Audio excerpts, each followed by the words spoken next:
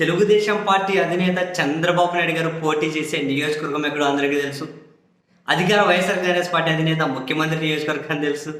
లోకేష్ ఎక్కడ పోటీ చేస్తాడో తెలుసు. చాలామంది ఎవరు ఎక్కడి నుంచి పోటీ చేస్తారో ముఖ్యమైన వాళ్ళందరూ కానీ ఇప్పటికే క్లారిటీ వచ్చింది. కానీ జనసేన అధ్యక్షుడు పవన్ కళ్యాణ్ ఎక్కడి నుంచి పోటీ చేస్తాడో అనే ఆ విషయంలో మాత్రం ఇప్పటికీ క్లారిటీ లేదు. ఆయనకు క్లారిటీ లేదు, ఆయన పార్టీకి క్లారిటీ లేదు, వాళ్ళ క్యాడర్కు అభిమానులకు ఇంకా అస్సలు క్లారిటీ లేదు. ఎందుకు పవన్ కళ్యాణ్ ఇంకా తన నియోజకవర్గాన్ని కూడా ఫైనల్ చేసుకోలేని పరిస్థితుల్లో ఉన్నారు అంటే కారణం సింపుల్. నా మాటల్లోనూ మీ మాటల్లోనే కాదు, పవన్ కళ్యాణ్ మాటల్లోనే. కారణం ఏంటి? నేను ఎక్కడి నుంచి పోటీ చేస్తానో ముందే చెప్తే జగన్మోహన్ రెడ్డి నన్ను ఓడించేస్తాడు ఎంత ఖర్చు పెట్టైనా అని పవన్ కళ్యాణ్ చాలాసార్లు ఓపెన్ కమెంట్ చేశారు. నియోజకవర్గాన్ని ముందే ప్రకటిద్దాము అని జనసేనలో ఈవెన్ కొందరు టీడీపీలో ముఖ్యులు పవన్ కళ్యాణ్ చెప్పినా వద్దురా బాబు, ఆ జగన్ మళ్ళీ వెంటాడతాడు, వేటాడతాడు, ఎంత ఖర్చు పెట్టినా నన్ను ఓడిస్తాడు, వీలైనంత వరకు లేటుగా నా నియోజకవర్గాన్ని ప్రకటిద్దాం, ఆయన కాన్సన్ట్రేట్ చేసేకి తక్కువ అవకాశం ఇద్దాము అని పవన్ కళ్యాణ్ ఓపెన్గానే కమెంట్ చేస్తూ వస్తూ ఉన్నారు. నిన్న మొన్నటి వరకు భీమవరం అని చెప్పి ప్రచారం జరిగింది.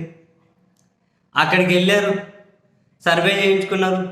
అటువైపు కాపు సామాజిక వర్గం మీద కూడా మంచి పట్టున్న గ్రంథి శ్రీనివాస్ ఒక సామాజిక వర్గం మీదే కాదు, లోకల్గా ఆయనకు మంచి పట్టుంది. స్థానికంగా మాస్ లీడర్ 2019లో పవన్ కళ్యాణ్ ఓడించింది కూడా ఈయనే.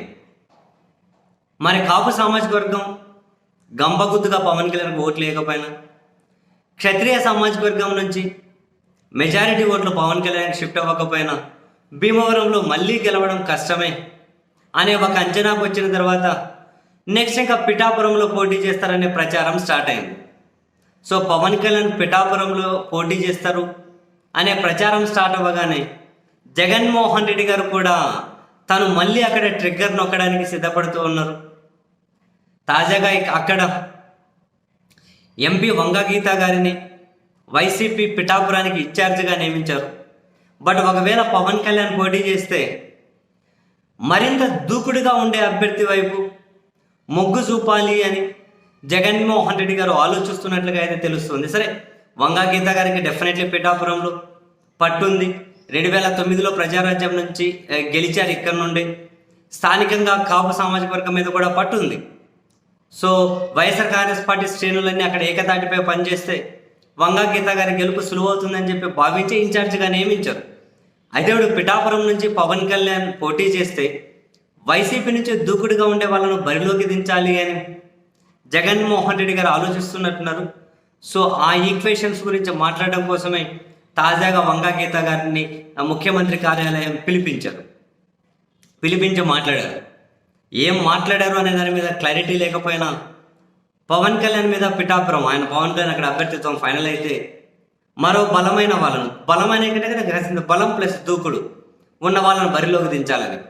ఇందులో మొదటిగా అక్కడ స్థానికంగా చాలా మంచి పట్టున్న ఇండిపెండెంట్గా పోటీ చేసినా కూడా కొన్ని వేల ఓట్లను సొంతం చేసుకోగలిగే కెపాబిలిటీ ఉన్నటువంటి ఒక మాజీ ఎమ్మెల్యేతో వైఎస్ఆర్ కాంగ్రెస్ పార్టీ టచ్లోకి వెళ్ళింది అనే వార్తలు ఇటు జనసేన టీడీపీ క్యాడర్లో గుబులు పుట్టిస్తున్నాయి.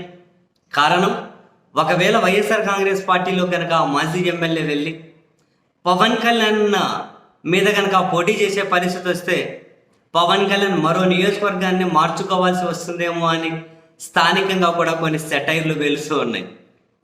భీమవరం నుంచి భయంతో పిఠాపురం వచ్చారు.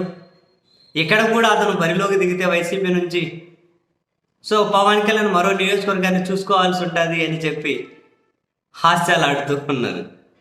కారణం లేకపోలేదు, అతనికి పట్టుంది. వైకాపా బలము కనుక తోడైతే పవన్ కళ్యాణ్ ఈజీగా ఓడిస్తారు అని.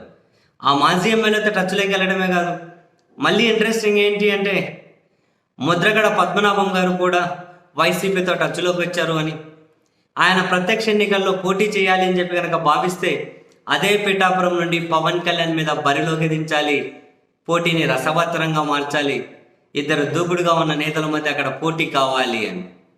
మరి ముద్రగడ పద్మనాభం గారు అక్కడ నుంచి పోటీ చేసిన, అక్కడ ఒక మాజీ ఎమ్మెల్యే వైసీపీలోకి వచ్చి ఆయన పోటీ చేసిన, పవన్ కళ్యాణ్ గెలుపు అయితే అంత ఈజీగా ఉండదు.